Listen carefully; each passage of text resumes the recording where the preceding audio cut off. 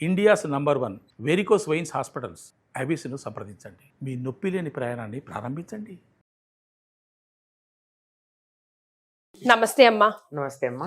అమ్మ, పరుల ధనం ఆశించడం పాపం అంటారు. అవును. అందులో స్త్రీ ధనం ఆశించడం మహాపాపం అని అవునమ్మా. ఎందుకంటారు? ఎందుకంటారంటే స్వార్జితం ఉత్తమం ధనం, మధ్యమం పిత్రార్జితం, అధమం స్త్రీధనం అని చెప్తారు. అంటే తన సంపాదించుకున్నటువంటి ధనం ఉత్తమం వాడుకోవడానికి, ఎస్, పిత్రార్జితం మధ్యమం, స్త్రీధనం అధమం. పిత్రార్జితం దేనికి అంటే తాను కొంతవరకు అనుభవించిన దాన్ని అలాగే నిలబెట్టి తరువాతి తరాలకు అందించాలి. కరెక్ట్. అది సరైన పద్ధతి. అంటే అది దాచిపెట్టుకున్న డిపాజిట్ లాంటిది ఎమర్జెన్సీకి. ఎప్పుడైతే నీ సొంతంగా సంపాదించుకోలేక పిత్రార్జితం వాడావో, తల్లిదండ్రులు ఇచ్చింది, నువ్వు చేతకాని వాడివేనా? అంతేగా. అంతే కదా. అదొక అసెట్, ఒక సెట్ ప్రాపర్టీ ఉంటుంది. అంటే నువ్వు నీ అంతటా నువ్వు దానిని నీకు కావాల్సిన దాన్ని సంపాదించుకోలేక వాడావు గనక మధ్యమం, అంతే. అదే స్త్రీధనం అధమాధమం. స్త్రీ వల్ల వచ్చినటువంటి ధనాన్ని గనక వాడినట్టయితే చాలా తక్కువ. పిత్రార్జితమే మధ్యమమైనప్పుడు ఆ స్త్రీ వల్ల వచ్చిన ధనం ఎంత నీచమై ఉంటుంది, వాడకూడదు అని చెప్తారు, శాస్త్రం చెప్తుంది. మరి కట్నం మాత్రం తీసుకుంటారే కోట్లు కోట్లు. కట్నం తీసుకోకూడదమ్మా. కట్నం తీసుకోవడం చాలా తప్పు. మామూలుగా పూర్వం ఎందుకు వచ్చిందంటే వరదక్షిణ అనేవారు. దానం ఇచ్చేటప్పుడు దానంతో పాటు దక్షిణ ఇస్తారు గనక ఒక వరహ ఇచ్చేవారు ఆ రోజుల్లో. అయ్యో, అంటే వరహ అంటే అదే చాలా విలువైంది అనుకోండి. ఇప్పుడైనా అమ్మాయిని ఇస్తూ ఏదన్నా కొద్దిగా ఇస్తే ఇవ్వచ్చేమో కానీ కట్నంగా అడిగి తీసుకోవడం మాత్రం చాలా దోషభూయిష్టం అమ్మా. కట్నాన్ని ఆశించినట్టయితే చేతకాని వాడు, అసమర్థుడు, భార్యని పోషించలేనివాడు, తనని తాను పోషించుకోలేనివాడు ఇలా వస్తుంది. పేరెంట్స్ కూడా ఒక మాట ఎందుకు ఆలోచించరమ్మా అంటే కొన్ని కొన్ని సంబంధాలు చూస్తే కట్నం దగ్గరే వెనకాడి క్యాన్సిల్ అయ్యి వెళ్ళిపోయిన వాళ్ళు ఉంటారు, చాలా మంది ఉంటారు. వాళ్ళు ఇప్పుడే అసలు అమ్మాయి ఎలా ఉంది, తన ఫ్యామిలీ ఎలా ఉంది, ఇంట్లో ఎలా అడ్జస్ట్ అవుతుంది, బ్యాక్గ్రౌండ్ చెక్ చేయకుండా ఓన్లీ కట్నం గురించే వెనక వెళ్ళిపోతే రేపు పొద్దున వాడు మరింత ఆశిస్తాడు కదా అని ఇంకొంచెం అయితే అయిపోయేది, ఆ సంబంధమే ఓకే అవుతుంది, ఏంటో ఒక వస్తువుని మాట్లాడుకున్నట్టే మాట్లాడుకుంటుంటారు కొన్ని కొన్ని ఇళ్లలో చూస్తుంటే. చాలా భయంకరమైన పరిస్థితి అమ్మా. ఒకప్పుడు ఇట్లాంటివి ఏమి ఉండేవి కాదు. ఇంకా గట్టిగా చెప్తే అమ్మాయిని వాళ్ళ ఇంటి నుంచి మనం తెచ్చుకుంటున్నాం కనుక, కానీ పెంచి విద్యాబుద్ధులు నేర్పించి మనకిస్తున్నారు. రేపొద్దున ఏదన్నా చేస్తే ఈ కుటుంబానికి చేస్తుందా, పుట్టింటికి చేస్తుందా? ఈ కుటుంబానికి, అత్తగారింటికే చేస్తుంది కదా. కనుక వారింటి మహాలక్ష్మిని తెచ్చుకుంటున్నాం గనక తప్పనిసరిగా ఆ ఇంటి వారిని సన్మానించి రావాలి. ఇప్పటికి కూడా పెళ్లిలో ఒక కార్యక్రమం ఉంది, మీకు తెలుసా? తల్లి చీర అని పెడతారు. అవునమ్మా, తల్లికో చీర పెట్టాలి, అవును, తండ్రికి లేదు. మళ్ళీ పెట్టే మర్యాదగా పెట్టుకోవడమే తప్ప తప్పనిసరి. అలాగే ముత్తవ అంటే తల్లి. ఈ తల్లి ఈ బిడ్డని మాకు ఇవ్వడానికి కారణం ఆవిడ తల్లి గనక ఆవిడికి ఇవ్వాలి. అమ్మమ్మ. ఇది పద్ధతి. ఈ పద్ధతి ఏదో పనికిరాని చీర చౌకబారిది తల్లికి, అంతకన్నా చౌకబారిది ముత్తవకి పెట్టేసి అమ్మాయిని మాత్రం డబ్బులతో తెచ్చుకుంటున్నారు. ఇది సంప్రదాయానికి చాలా విరుద్ధం. కట్నం తీసుకోవడం అన్నది చాలా తప్పు.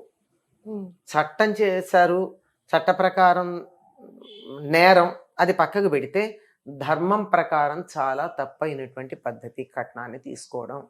కట్నం తీసుకోకూడదు. తీసుకుంటే ఏమవుతుంది?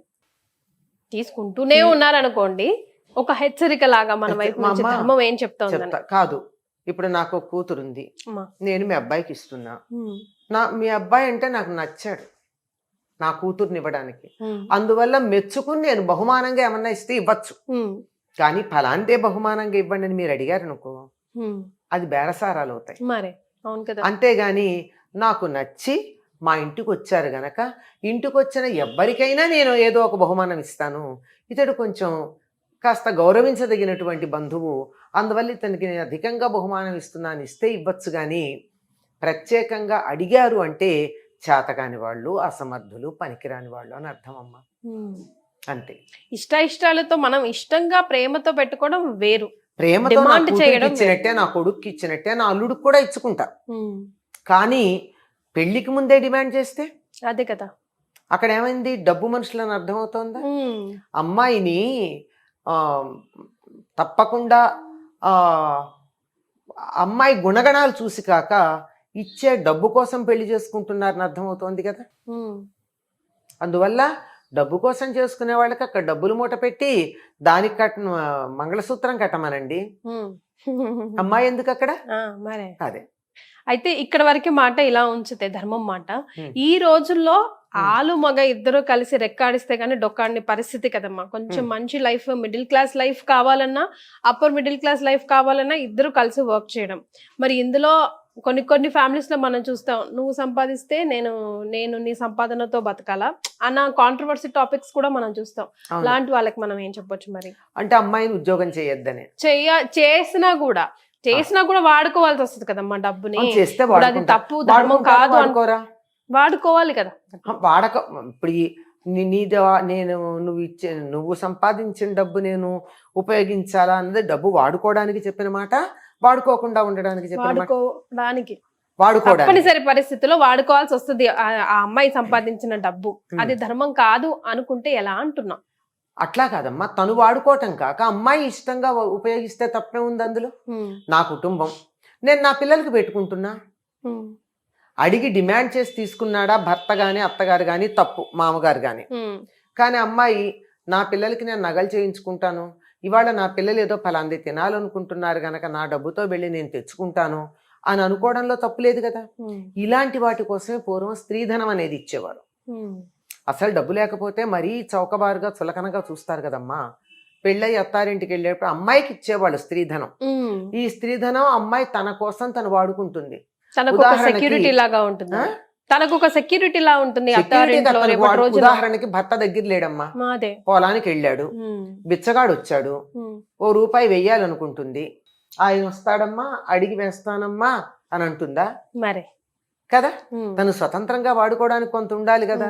లేదు, ఏ మనవడో మనవరాలో పక్కింటి వాళ్ళు కూతురో కొడుకో దండం పెట్టారు, ఓ రూపాయి ఇవ్వాలనుకుంటుంది కదా. అట్లా అనుకున్నప్పుడు ఉండమ్మా ఆశీర్వదిస్తున్నాను, కానుక మాత్రం ఆయన వచ్చాక తీసుకుని ఇస్తానంటే ఏం బాగుంటుంది. కనుక తనంతటా తను వాడుకోవడానికి కొంత ధనం ఉంటుంది, తప్పనిసరిగా ఉండాలి. అట్లాంటి ధనం పుట్టింటి వారు ఇస్తే సరి. పుట్టింటి వారు ఇవ్వలేదు అనుకోండి, అప్పుడు తను సంపాదిస్తుంది. ఇది తన ఇచ్చ వచ్చినట్టు ఖర్చు పెట్టుకుంటుంది, అంతేగాని డిమాండ్ చేయడానికి వీల్లేదు. అవసరమైంది, కుటుంబంలో ఏదో కొద్ది ఇబ్బంది వచ్చింది, ఈవిడ సంపాదించిన డబ్బు కూడా వాడుకోవాల్సి వచ్చింది, వాడుకోవచ్చు. డిమాండ్ చేయడం కాదు, ఇది మీరు వాడుకోండి అని ఈవిడ ఇచ్చినప్పుడు తప్పులేదు తన మనస్ఫూర్తిగా. కానీ చాలా మంది అలా తీసుకుంటే కూడా తర్వాత తిరిగిస్తూ ఉంటారు.